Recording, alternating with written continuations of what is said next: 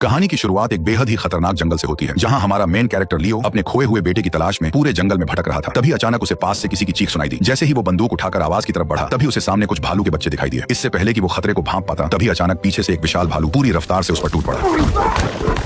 उसने अपने खतरनाक जबड़ों से उसकी पीठ को फाड़ने की कोशिश की, लेकिन जब इसका कोई असर नहीं हुआ तो वो अपने विशाल पंजों से लियो को बेरहमी से नोचने लगा। दर्द से तड़पता लियो जोर जोर से चीखने लगा, लेकिन वह खूंखार जानवर उसे छोड़ने के बजाय बेरहमी से जमीन पर पटकता रहा। कुछ ही सेकंड में लियो की हालत इतनी खराब हो गई कि वो ठीक से हिल भी नहीं सका। तभी भालू ने अपना भारी पंजा उसके सिर पर रख दिया, लेकिन लियो फिर भी बिल्कुल शांत पड़ा रहा, क्योंकि वह जानता था कि जरा सी भी हलचल उसकी जान ले सकती है। थोड़ी देर बाद भालू उसे मरा समझकर वहां से चला गया। इसी मौके का फायदा उठाकर लियो ने कांपते हाथों से बंदूक उठाई और वापस मुड़ते भालू पर गोली चला दी। लेकिन गोली लगते ही भालू और ज्यादा भड़क गया। उसने पलटकर अपने पंजों से लियो के गले को चीर दिया और एक ही झटके में उसने अपने खतरनाक जबड़ों से उसके कंधे को फाड़ डाला। हालांकि गोली लगने की वजह से भालू भी अब कमजोर पड़ने लगा था, इसलिए मौका देखते ही लियो ने तुरंत अपना चाकू निकाला और जैसे ही भालू उसकी तरफ बढ़ा, तभी उसने पूरी ताकत से उस पर हमला कर दिया। लगातार हुए हमलों से अचानक भालू कमजोर पड़ गया और अगले ही पल दोनों तेजी से ढलान से लुढ़कते हुए नीचे जा गिरे और करीब 400 किलो वजनी वो भालू आखिरकार सीधे लियो के ऊपर आकर मारा गया। कई घंटे दर्द में पड़े रहने के बाद लियो किसी तरह रेंगते हुए अपने कैंप तक पहुंचा और काम आने वाला सारा सामान इकट्ठा कर लिया। इसके बाद वह भालू की खाल पहनकर एक सड़ चुकी भैंस की लाश के पास पहुंचा। फिर उसने उसकी हड्डी तोड़ी और अंदर का बचा हुआ मांस खाने लगा। भले ही मांस बुरी तरह सड़ चुका था, लेकिन जिंदा रहने के लिए उसके पास और कोई रास्ता नहीं बचा था। इसी तरह रेंगते हुए लियो नदी किनारे पहुंचा और अपनी बोतल भरकर पानी पीने लगा, लेकिन गहरे जख्म की वजह से पानी गले से बाहर बहने लगा। वह जानता था कि बिना खाने के कुछ दिन जिंदा रहा जा सकता है, लेकिन बिना पानी के ज्यादा देर टिक पाना नामुमकिन है। इसीलिए उसने तुरंत सूखी घास इकट्ठा की। फिर उसने बारूद निकालकर उसका थोड़ा हिस्सा अपने जख्म पर लगाया, जबकि बाकी बारूद घास पर डाल दी। इसके बाद उसने पत्थरों को रगड़कर किसी तरह आग जलाई और कांपते हाथों से जलती हुई लौ को धीरे धीरे अपने गले के जख्म के करीब ले आया।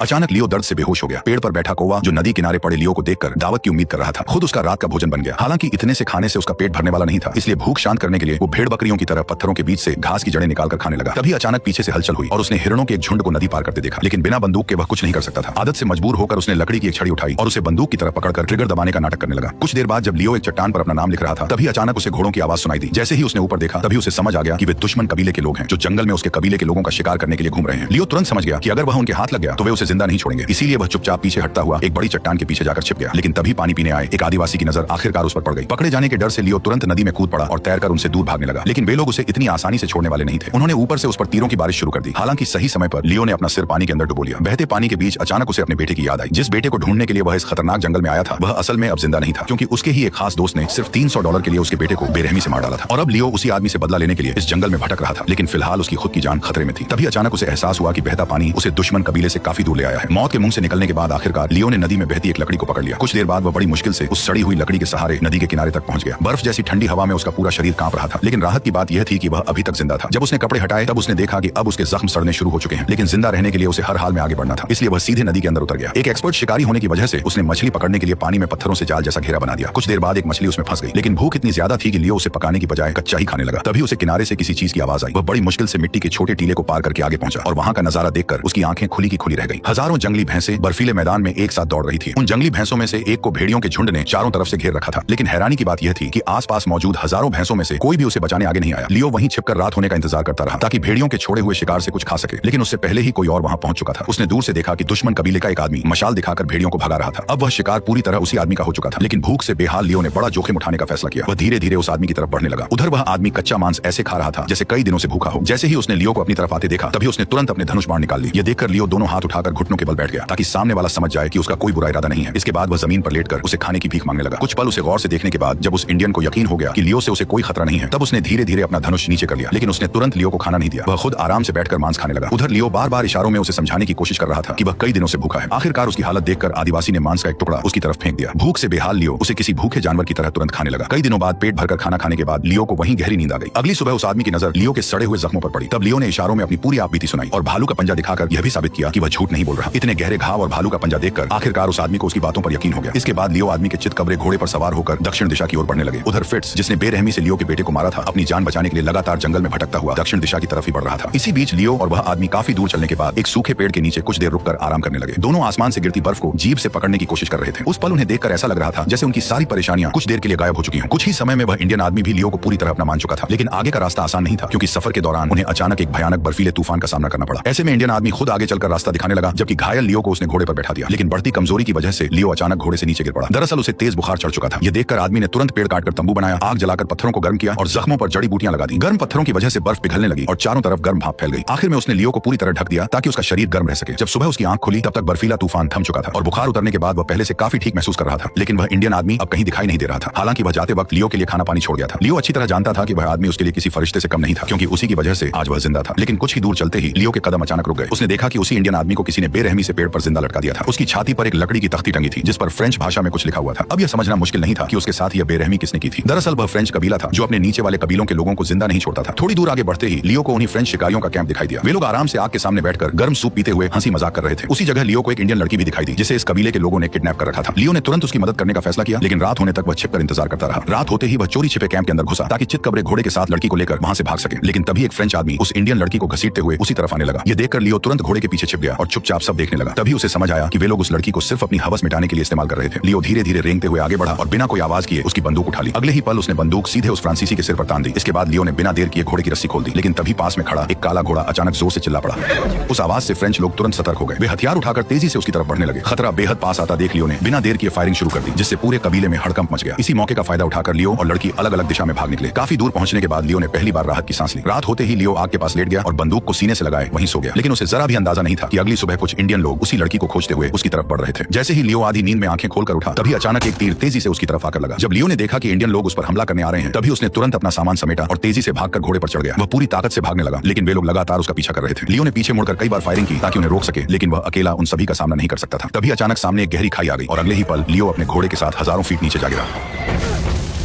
हालांकि घोड़े की वजह से वह किसी तरह बच गया, लेकिन अब वह चितकबरा घोड़ा आगे चलने लायक नहीं बचा था। ऊपर से बर्फीला तूफान लगातार और तेज होता जा रहा था। लियो समझ चुका था कि अगर उसे जल्द कोई छुपने की जगह नहीं मिली तो वह ठंड से मारा जाएगा। मजबूरी में उसने घोड़े का पेट चीरा और उसके सारे अंग बाहर निकाल दिए। इसके बाद उसने अपने भीगे हुए कपड़े उतार दिए और खुद को बचाने के लिए घोड़े के पेट के अंदर घुस गया, क्योंकि मरे हुए घोड़े के शरीर में अभी थोड़ी गर्मी बाकी थी। इसलिए जिंदा रहने के लिए लियो को यह दर्दनाक तरीका अपनाना पड़ा। आखिरकार ठंड से कांपते हुए वो सो गया। अगली सुबह मौसम के साफ होते ही लियो की आंखें खुल गई। हालांकि वह अब भी घोड़े के पेट के अंदर पड़ा था, जिसके ऊपर बर्फ की मोटी परत जम चुकी थी। इसके बाद उसने बड़ी मुश्किल से पेट फाड़कर अपना सिर बाहर निकाला। ताजी हवा में गहरी सांस लेते हुए लियो किसी तरह बाहर निकल आया। उसने सावधानी से चारों तरफ नजर दौड़ाई और जल्दी से अपने कपड़े पहन लिए। जाते जाते उसने अपने घोड़े की तरफ देखा और उसे चुपचाप थैंक यू कहकर वहां से निकल गया। चारों तरफ फैले विशाल बर्फीले मैदान और आसमान छूते पहाड़ों के बीच लियो एक छोटे से काले धब्बे जैसा नजर आ रहा था। रात होते ही वो एक पत्थर की दरार में सिकुड़ कर बैठ गया और खुद को बार बार यही याद दिलाने लगा कि फिट्स ने उसके बेटे को मारा है। दूसरी तरफ किले में लियो के कबीले वालों ने पकड़े गए फ्रेंच आदमी से पूछताछ शुरू कर दी। उन्होंने उससे पूछा कि क्या उनके कबीले ने उनके किसी आदमी को बंदी बना रखा है, लेकिन वह घबराते हुए बार बार यही कहता रहा कि उन्होंने ऐसा कुछ नहीं किया। हालांकि उन्होंने एक इंडियन लड़की को पकड़ रखा था। लेकिन तभी एक घायल आदमी वहां आया जो भालू की खाल पहने हुए था। उसने बताया कि उसी आदमी ने कबीले पर हमला किया और लड़की को घोड़े के साथ लेकर दक्षिण दिशा की तरफ भाग निकला। ये सुनते ही कबीले वालों के मन में कोई शक नहीं रहा। उन्हें पूरा यकीन हो गया कि वो लियो ही था जो अब भी जिंदा था। इसलिए वे बिना देर किए पूरे कबीले के साथ उसकी तलाश में निकल पड़े। ढूंढते ढूंढते दिन से रात हो गई, लेकिन वे लगातार उसकी तलाश में लगे रहे। इस घने अंधेरे में मशालों की रोशनी दूर तक साफ दिखाई दे रही थी। तभी अचानक रात के सन्नाटे में एक तेज गोली की आवाज गूंज उठी। सभी लोग तुरंत सतर्क हो गए और धीरे धीरे उस आवाज की तरफ बढ़ने लगे। अंधेरे में दूर एक साया भी उनकी ओर आता हुआ दिखाई दिया।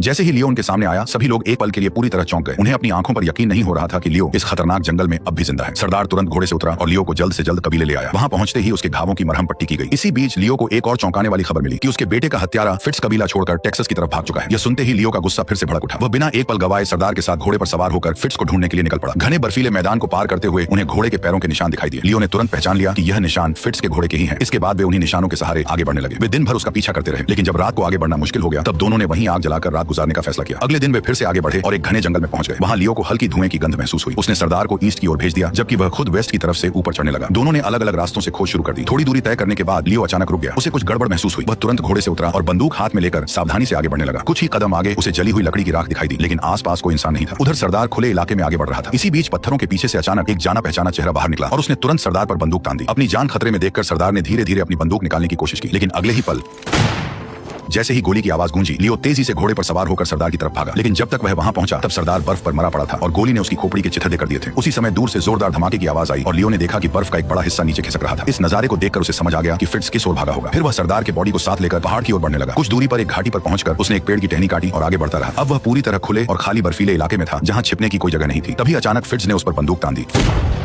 लियो को गिरते देख फिट्स तेजी से घोड़े पर सवार होकर वहां पहुंचा। जब उसने करीब जाकर जांच की तो उसे सिर्फ एक टहनी बंधी हुई मिली। तभी उसे समझ आया कि उसने जिसे गोली मारी थी वह लियो नहीं बल्कि सरदार था।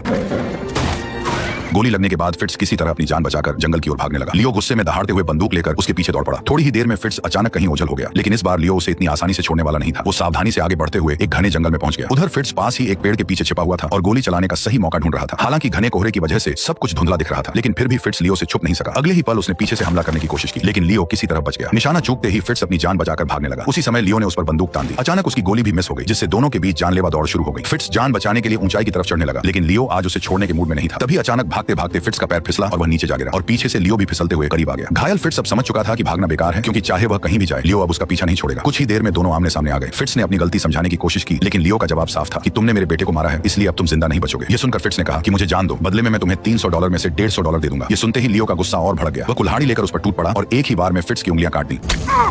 दर्द से तड़पते हुए फिट्स ने तुरंत चाकू निकाल लिया। जैसे ही वह वार करने वाला था, लियो ने फुर्ती से उसका गला दबोच लिया, लेकिन फिट्स ने उसी पल मौका पाकर चाकू उसकी जांघ में घोंप दिया। तेज दर्द से लियो की पकड़ ढीली पड़ गई और फिट्स ने उसे जमीन पर पटक दिया। अब वह पलटकर चाकू उसकी आंखों में छेदने ही वाला था कि तभी लियो ने बची खुची ताकत लगाकर उसका हाथ पकड़ लिया और चाकू छीनकर सीधे उसके ही पेट में घोंप दिया।